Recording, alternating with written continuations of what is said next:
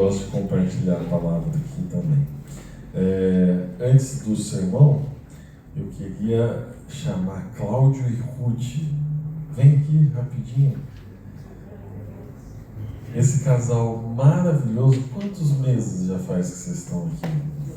6 meses. Vocês moram nos Estados Unidos, né?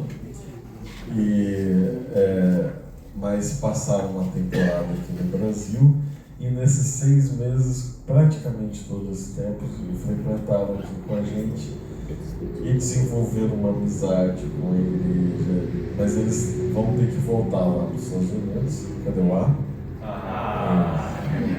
Tudo ensaiado. Mas nesse meio tempo eles não só frequentaram, eles fizeram parte de verdade, eles se empenharam. Tem aqui uma obra lindíssima ali que o Cláudio fez aqui junto com o Pedro para a igreja, deixou um legado aqui físico para a gente. Eu vi lá, ficou uma coisa assim extraordinária. Então a gente queria primeiro agradecer, depois orar pedindo que Deus continue abençoando a jornada de vocês, mas a igreja também quer materializar. Cadê essa linha? Me ajuda a materializar, porque daí vocês não levam só pensamento, vocês levam também alguma coisinha que vai acompanhá-los. Cada vez que vocês olharem, vocês lembram da igreja do Jardim Prudência.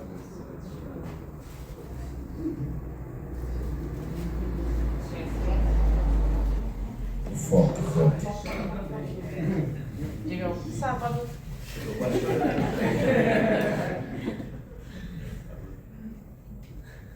Cadê aquela saudação da igreja?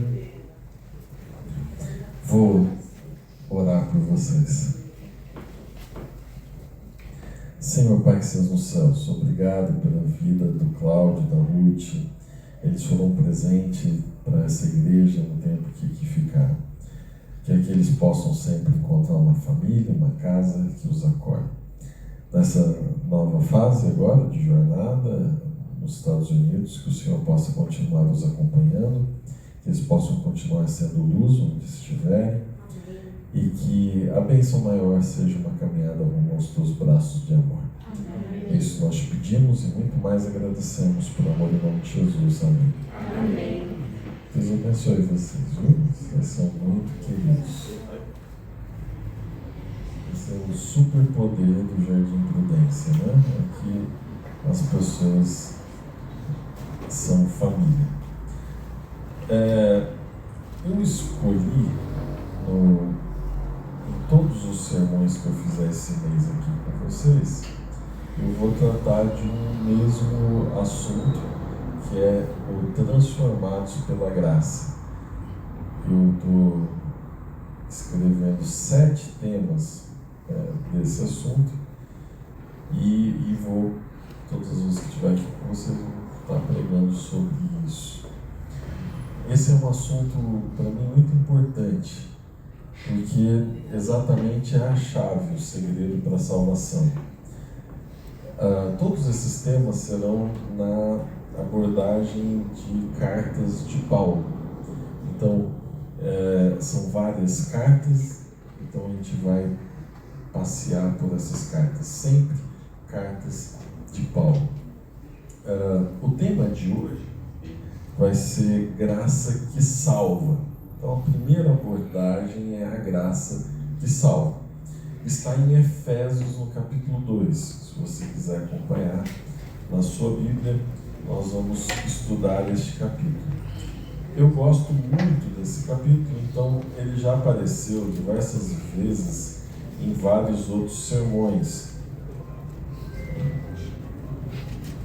Mas eu não preguei ainda, pelo menos aqui, o capítulo todo. Então hoje a gente vai abordar o capítulo inteiro.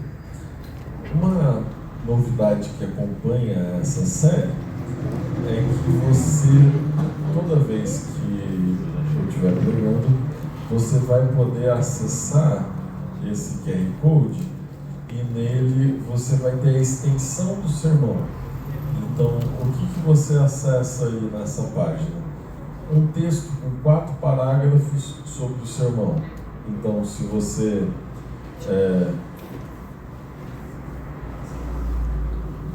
se não der na tela, na TV atrás, mas, por exemplo, você quer saber mais, então tem o texto que acompanha o sermão. Tem um infográfico lá, então você consegue na página ter um outro meio de entender o texto. E também tem lá a apresentação, essa que vai acompanhar o sermão. Então você também pode acompanhar, ter esses slides para você relembrar.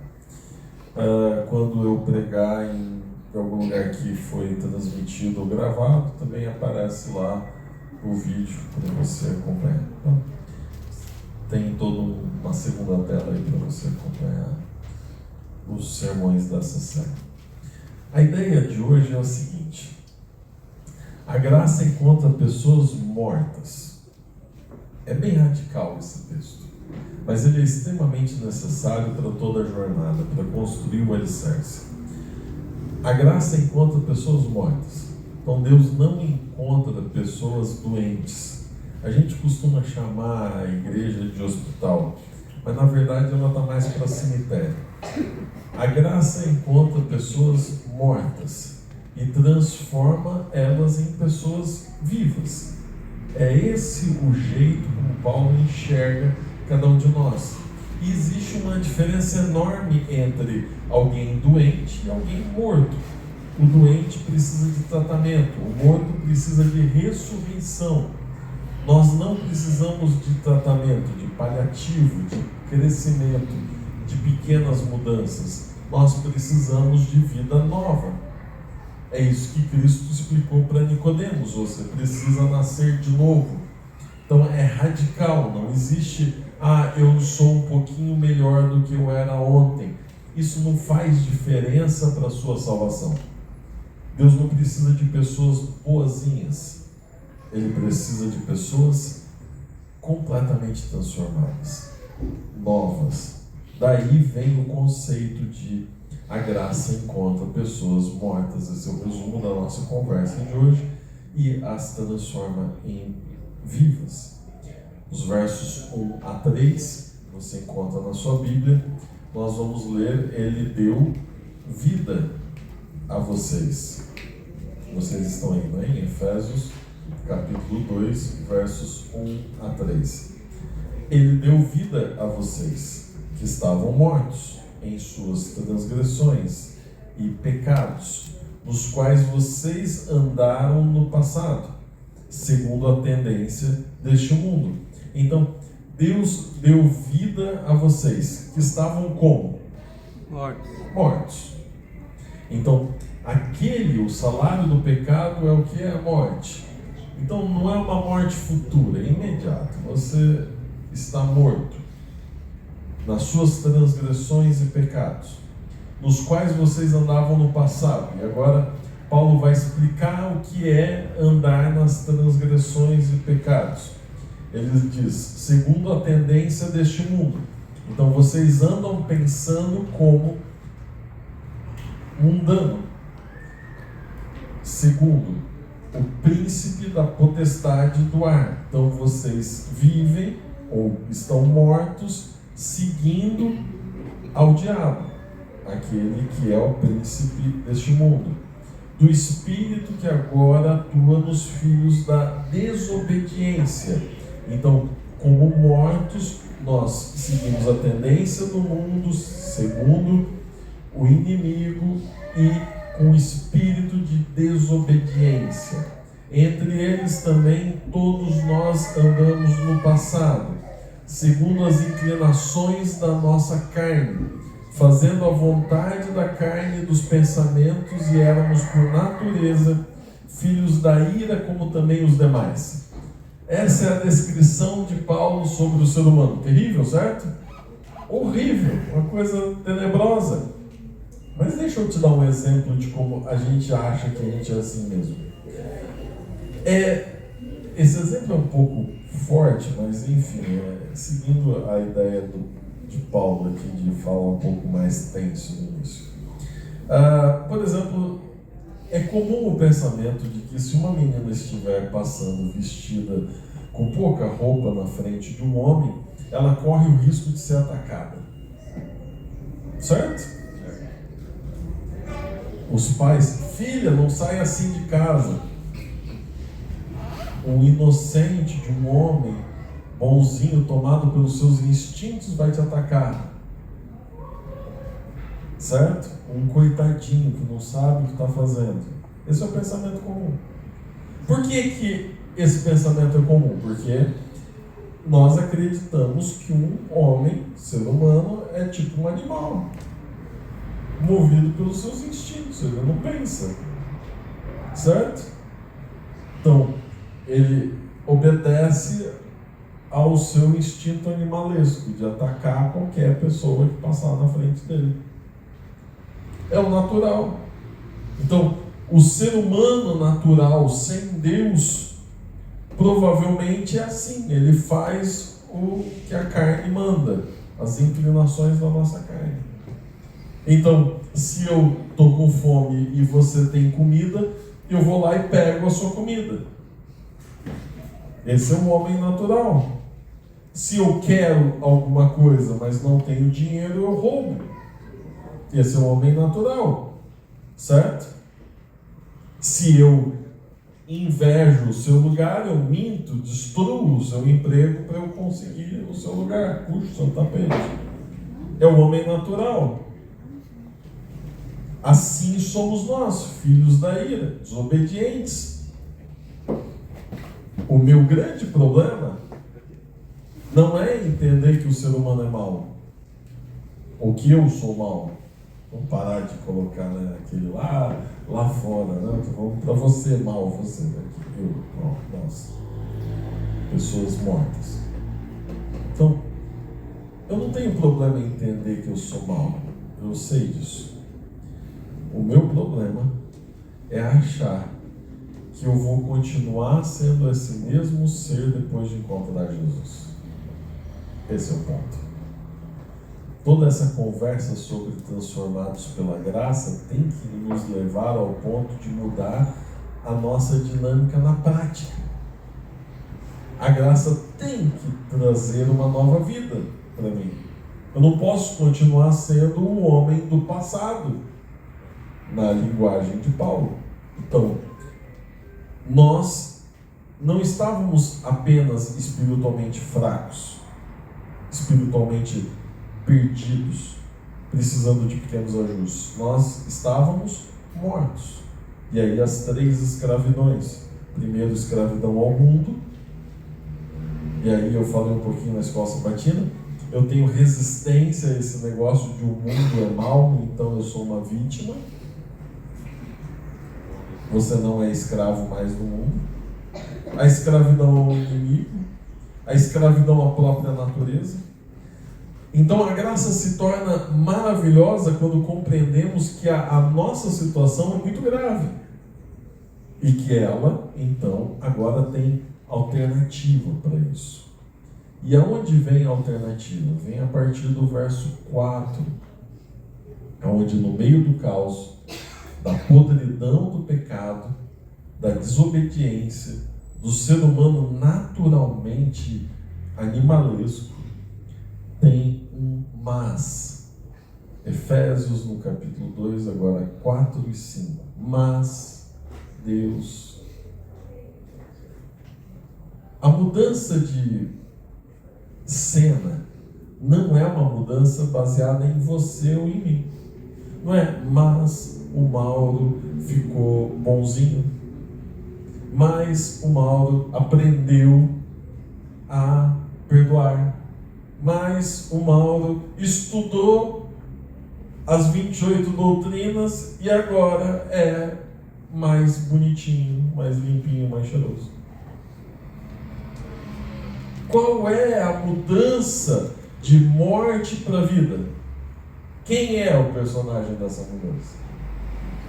Deus.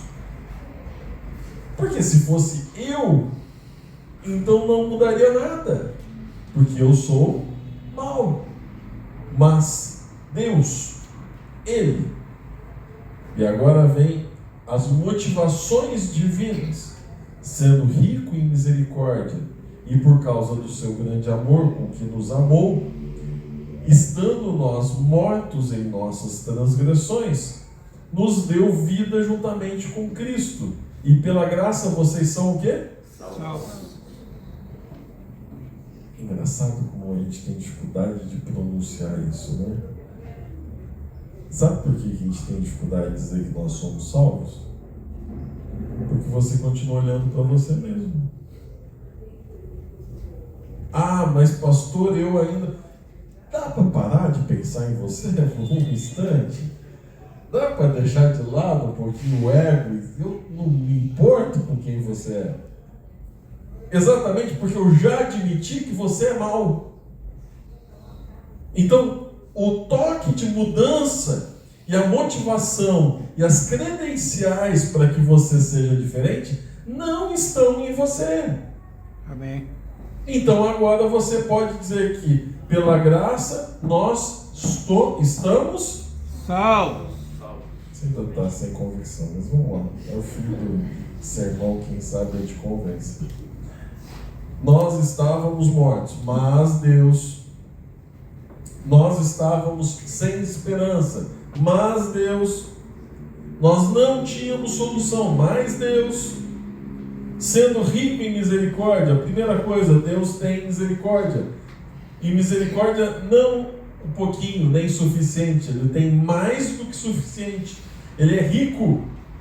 Eu sei que é um conceito difícil, porque todos nós aqui somos pobres, mas rico é aquele que não tem medida, sabe? Que não se preocupa.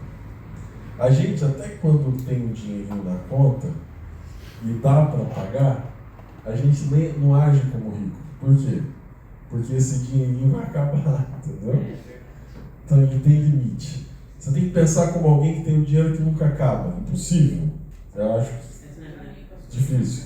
Mas assim, nunca acaba. Não é que, se eu gastar esse dinheirinho aqui para comprar uma coisinha que eu preciso, depois eu tenho que lutar mais 15 anos para ter um dinheirinho de novo na conta. Não. Ele tem. Não vai faltar. Não acaba nunca. Ele é rico em misericórdia. E por causa do seu grande amor, e não só porque ele tem amor, mas porque ele decidiu usar o seu grande amor em nosso favor. Compreende isso? Porque uma coisa é você ser amoroso, a outra é você destinar esse amor para alguém. Deus escolheu você. Quando você estava morto, Ele olhou para você e disse: eu te amo. E então a salvação nasce do coração de Deus. Deus não ama você porque você mudou. Você muda porque Deus amou você. Amém. É Ele o fator de mudança. É Ele que traz nova vida. É Ele que pode fazer o impossível dar certo. E aí, às vezes a parábola do semeador, né, coloca lá um peso sobre a terra, né, que a terra tem que estar boa, tem que estar isso, tem que estar aquilo. Era só uma parábola, não tinha tanta coisa em volta dela. Não. A verdade é o seguinte, para mim, se eu fosse contar a parábola do semeador hoje, eu ia contar de maneira diferente. Não estou corrigindo a Cristo, só estou dizendo que a gente que lê errado. Para mim a parábola era assim: a semente cai no meio do espinho, no meio das pedras, tem sol, vem bicho, todos os piores cenários possíveis. Esses somos nós hoje, tá? Vivendo em São Paulo, no meio do caos, no meio do pecado, fazendo tudo errado, com milhares de anos de pecado, com um corpo já deteriorado, com uma mente que não funciona direito. Somos nós. Mas mesmo no meio do pior cenário possível, e quase sem terra, no meio do deserto, essa semente floresce. ela funciona, ela nasce. Por quê? Porque não importa o cenário, importa quem é o Deus que agora coloca a sua mão e no meio da confusão, do caos, da morte, Ele te ressuscita. Glória E a faz Deus. uma coisa maravilhosa Amém. através de você. É isso que Deus está dizendo. E não é um pouco de beleza, Ele traz o que tem de melhor.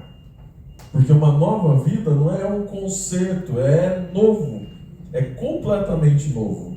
Não é que você pegou o seu carro amassado e passou no martelinho de ouro e ficou melhorzinho. É novo, você jogou fora o carro e pegou um zero. É isso. Ok? Versos 6 e 7, eu falei que eu ia explorar todo o capítulo praticamente. Agora o cenário mudou.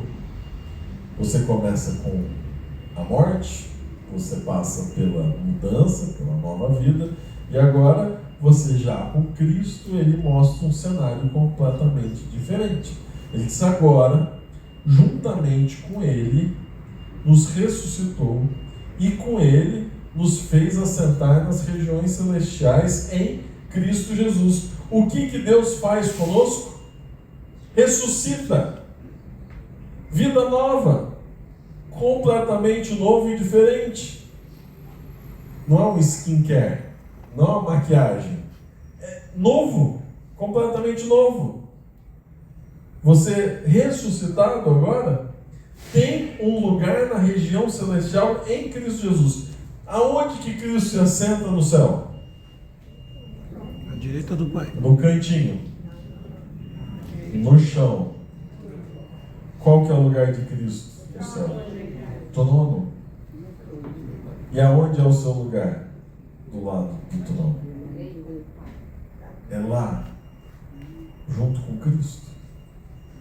Esse é o seu destino. Você não foi feito para ser periférico a Deus. Você não foi feito para ser um pouquinho bem-aventurado. Deus tem um lugar do lado do trono.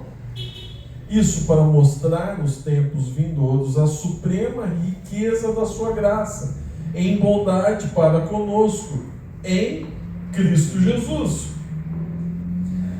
Deus não quer apenas te dar um cantinho, Ele quer te dar um lugar no trono. A graça agora tem uma progressão. Paulo acrescenta 3 ações divinas. Primeiro, Deus nos dá vida. Segundo, Ele nos ressuscita. E terceiro, nos faz assentar com Cristo. A graça não apenas nos tira da morte, ela nos coloca em nova posição, em um novo lugar, nos dá um novo destino, nos dá um novo plano de vida. Você não foi feito para sobreviver, você foi feito para ser feliz. Amém. Você não foi feito para um pouco, você foi feito para o tudo. Nossa identidade não está no passado, no que nós éramos, porque você que aceitou a Cristo não é mais morto, você é nova criatura. A nossa identidade está em Cristo. Você não é mais identificado com os seus instintos animalescos. Você agora é identificado com o padrão de Cristo. Por isso eu não consigo compreender um cristão que ainda age como mundano. Por quê? Você foi ressuscitado em Cristo. Você tem um novo jeito de viver. Você tem um novo alvo. Você tem um novo objetivo. Se você continua vivendo como aquele que você era antes de conhecer a Cristo, provavelmente você não está permitindo que a graça te transforme. Há uma beleza toda especial em passar pelas mãos do Criador. Você ganha novos traços. Verso 8 e 9 diz: porque pela graça vocês são salvos, mediante a fé. Isso não vem de vocês, é dom de Deus, não de obras, para que ninguém se glorie. A graça agora, ela traz salvação. ela traz vida eterna. Vocês são salvos, não pelo que vocês fazem, mas pelo que Deus deu. Porque, veja bem, digamos que você melhorasse um pouco na sua vida, né? Eu era um mentiroso, agora eu não sou. Agora eu só falo a verdade, porque eu aprendi.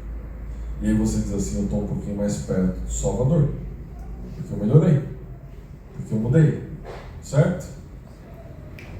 E aí você quer uma placa, dizendo, eu sou uma pessoa que só fala a verdade. Aí você vai fazer palestras sobre como você pode aprender a falar a verdade, porque você conquistou algo. E se eu disser para você que não foi você que aprendeu, e que você não tem mérito, e que você não pode ensinar ninguém a ser aquilo que você não sabe fazer, você só é porque Deus te deu. Mas eu tinha alguns vícios e não tenho mais. Eu me libertei. Deus te libertou. Entende isso? Eu não tenho muito para te ensinar. O que eu tenho é o Cristo a ser compartilhado. Porque a salvação é dom de Deus, exatamente para que eu não me glorie. Porque se orgulhar é coisa do homem morto, não do homem ressuscitado. A salvação não é conquista, a salvação não é mérito, a salvação não é desempenho, a salvação não é recompensa. Entende isso? Amém. Mas a gente tem se esquecido, né? Porque toda hora a gente quer algo para medir. Será que eu estou salvo? E aí eu penso, puxa, será que eu fiz tudo certo hoje para ser salvo? Pronto, já errou. Porque você é salvo pelas coisas certas que você fez? Não. Você é salvo porque na balança das coisas certas e erradas, você tinha 3 erradas, você fez 3 certas, você está no 0 a 0 com Deus, é isso? Não, porque me parece que é esse o tipo de pensamento que a gente tem. Outro dia eu ouvi alguém dizendo, mas pastor, eu me esforço mais do que aquela pessoa. Então eu posso dizer, ela não vai mais participar da igreja. Porque eu venho nos cultos de quarta, domingo, sábado, venho ensaiar, venho não sei o que lá, me mato por essa igreja, a fulaninha lá, não vem nunca, e ainda quer cantar na igreja. Olha que absurdo.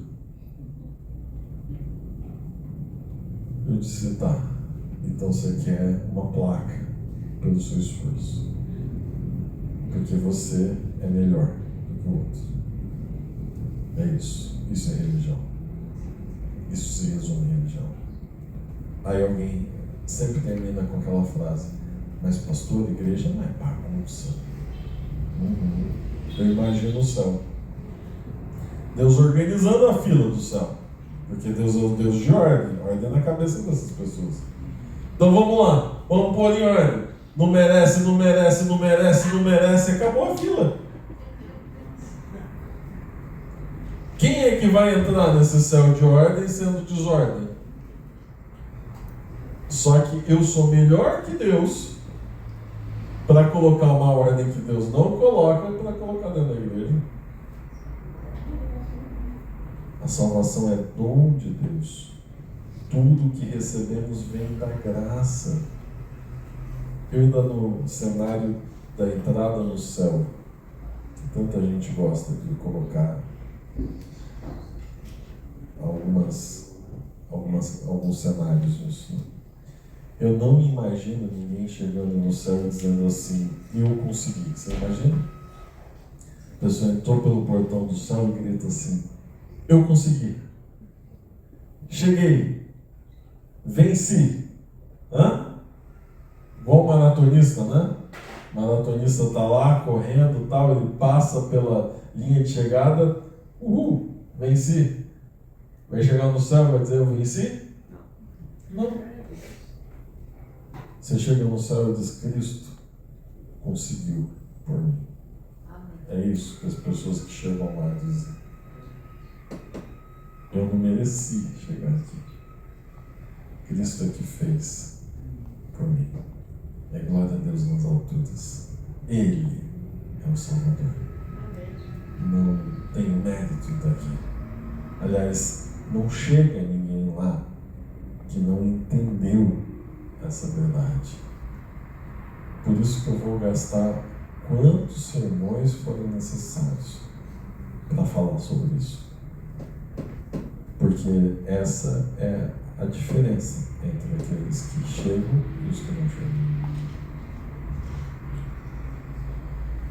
Vou fazer um grande parênteses. A internet é maldição e você já sabe disso, né? Eu não preciso te explicar o quanto ruim é o que é ruim. E aí, há um tempo atrás,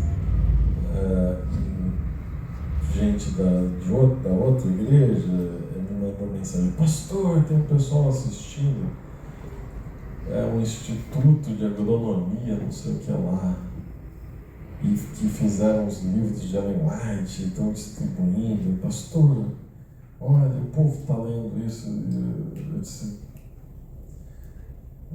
logicamente que isso não é de Deus, né? Você tem uma editora que publica os livros de Ellen White, você não precisa de outra pessoa para publicar com outro nome no mesmo livro, e sabe-se Deus lá que texto que é esse.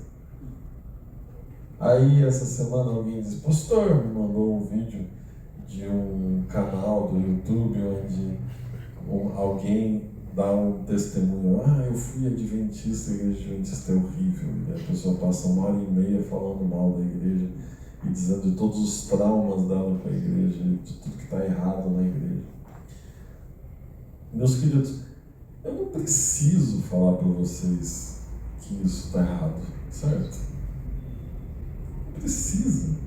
Eu fico me perguntando por que é que a gente vai atrás dessas coisas.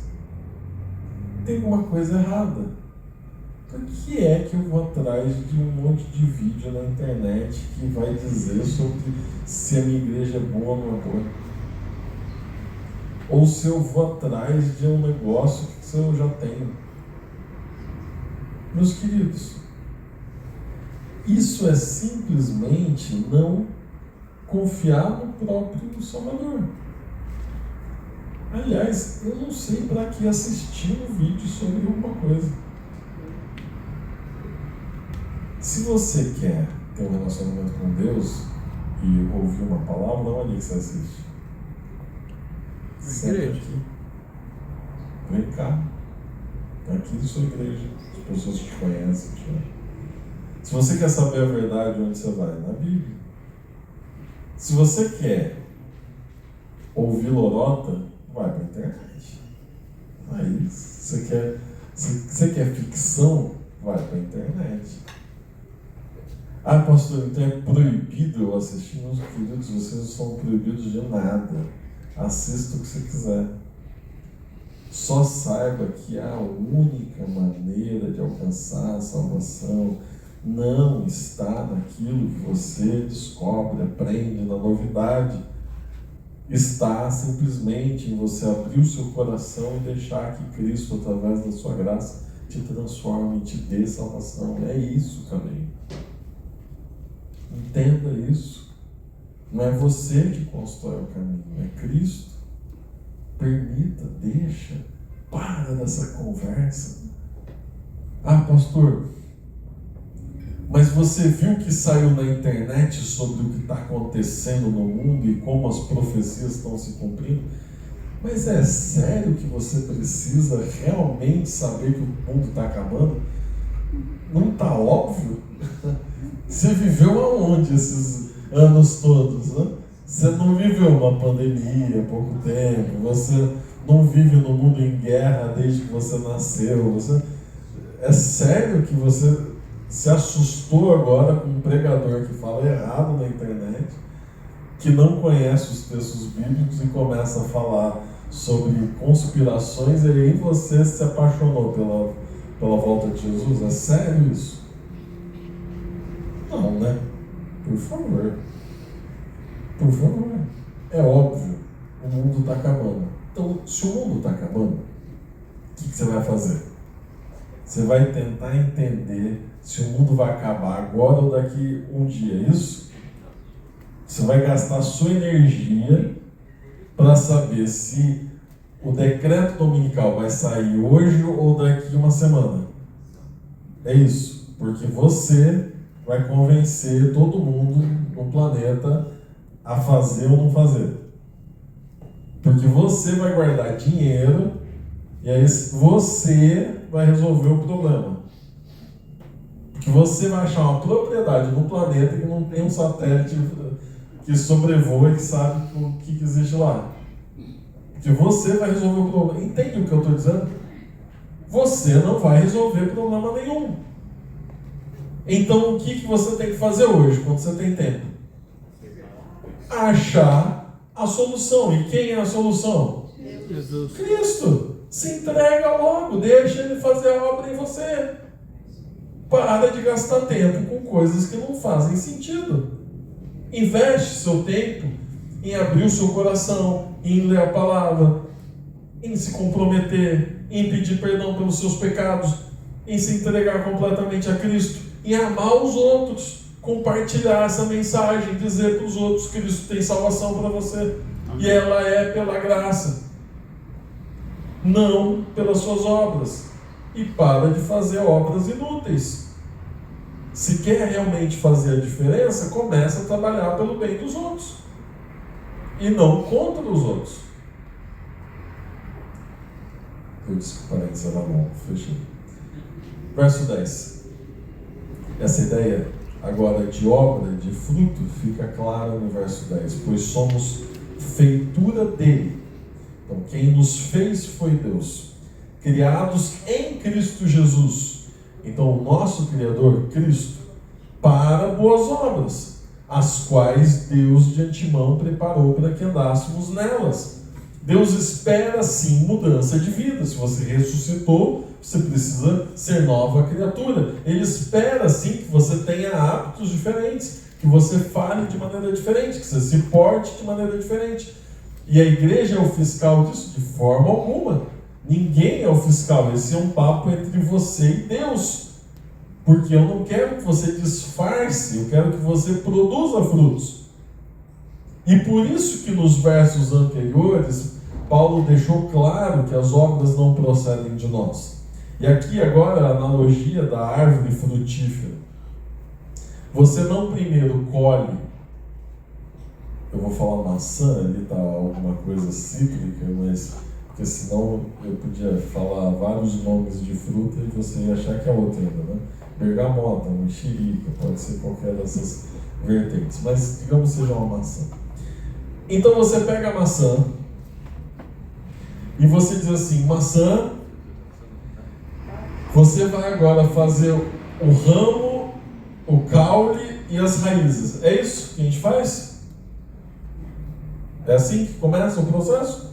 A maçã, aí dela sai o ramo, que daí sai o tronco e aí saem as raízes. Não. Coisa de maluco isso, né?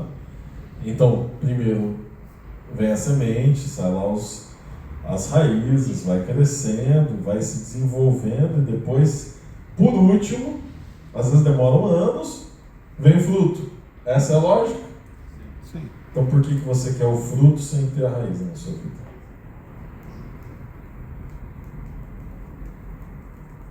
Aí você dá um estudo bíblico de 20 estudos e você diz: pronto, agora frutifica, querido. Porque eu já resolvi sua vida, eu já te ensinei 20 lições. E agora você frutifica. Agora você é uma pessoa nova, completamente diferente. Meus queridos, Deus quer uma coisa mais profunda com você. Por isso, o fruto não salva, obviamente, porque ele não é a fonte, ele é o resultado, ele não é o início, ele é o fim do processo. A salvação produz boas obras. Primeiro Deus age em nós e depois Deus nos usa. Uma árvore não produz frutos para se tornar árvore. Ela produz frutos porque ela já é a árvore. O ponto é que primeiro você precisa ser cristão para depois parecer cristão. E de novo, esse é um problema seu com Deus, não é meu. A igreja não existe para julgar se você é ou não cristão. A igreja não existe para avaliar você, nem para dizer como você deve viver a sua vida. A igreja é um lugar para apoiar você na jornada cristã. É para te ajudar, sempre te ajudar, nunca te condenar. Por isso, aqueles que vêm aqui, vêm para ter contato com o Salvador, para juntos nos apoiarmos, abrirmos o coração e deixarmos que Ele nos transforme. E assim, quem sabe, sendo pessoas ruins ainda, possamos produzir algum bom fruto que vai compartilhar o Evangelho com outras pessoas. Porque não são as suas palavras que compartilham o Evangelho. Eu estou cada dia mais resistente a achar que a nossa missão é pregar. A nossa missão é viver. Quando eu conversei com aquela pessoa que queria excluir a outra do grupo lá de louvor, né? Não queria que cantasse lá na igreja, porque a pessoa era ruim, era má. Aí ela disse assim, para me confrontar. E aí eu descobri mais ainda que hoje a gente vive numa época onde não tem lugar mais para hipocrisia. A pessoa apontou o dedo na minha cara e disse assim, e se fosse você? Você faz assim? E na mesma hora eu digo, faço, eu estou conversando ainda com você, eu te aceito do jeito que você é, eu te amo mesmo você querendo discriminar os meus queridos. Ah, e se fosse no púlpito eu dizia, igualmente, todo mundo que prega é mau, é ruim, não tem ninguém bom pregando, não se preocupe não. Eu sou mau, os outros pregadores são maus. Nós somos pecadores. Ninguém nem está disfarçando, eu sempre digo, eu sou pior que vocês. Eu prego porque eu não aprendi ainda isso que eu estou pregando. Só estou compartilhando, não é o que eu sei, eu estou compartilhando, é o que eu quero viver para mim. E é tão bom para mim que eu quero que você tenha na sua vida também. Amém. Nós não fomos chamados para pregar, nem para ensinar. Nós somos chamados para viver. E quanto mais nós vivermos intensamente esse Evangelho, mais fácil será compartilhar isso com outras pessoas. Porque, sinceramente, eu já fui a várias plantações, desde a minha adolescência, onde eu vivi muitos anos lá em Engenheiro Coelho, onde tinha, não sou tão velho assim, parece esse discurso de coisa de pessoa idosa, né? Mas enfim, lá na minha adolescência, quando não tinha asfalto naquele lugar, existiam muitas plantações e de variedades diferentes, e a gente no sábado à tarde não ia para reunião, a gente ia para a natureza, por exemplo, comer coisas lá das plantações, que era permitido. Então a gente ia. Eu não chegava lá e dizia assim, eu quero que alguém me dê uma aula de agronomia sobre como essa árvore frutificou. Não me interessa. O que me interessava era olhar se o fruto estava maduro e comer. Era isso. E me esbaldar. As pessoas não querem que você ensine elas quem é Jesus. Elas querem ver os frutos que você frutifica. E querem usufruir, querem experimentar. E no dia que elas experimentarem, elas vão dizer, eu quero isso na minha casa. Eu quero plantar isso na minha vida. Eu quero viver isso de forma abundante, plena, como você vive. Porque é tão bom para você, é tão bom que eu experimentei, que eu não posso mais viver sem isso.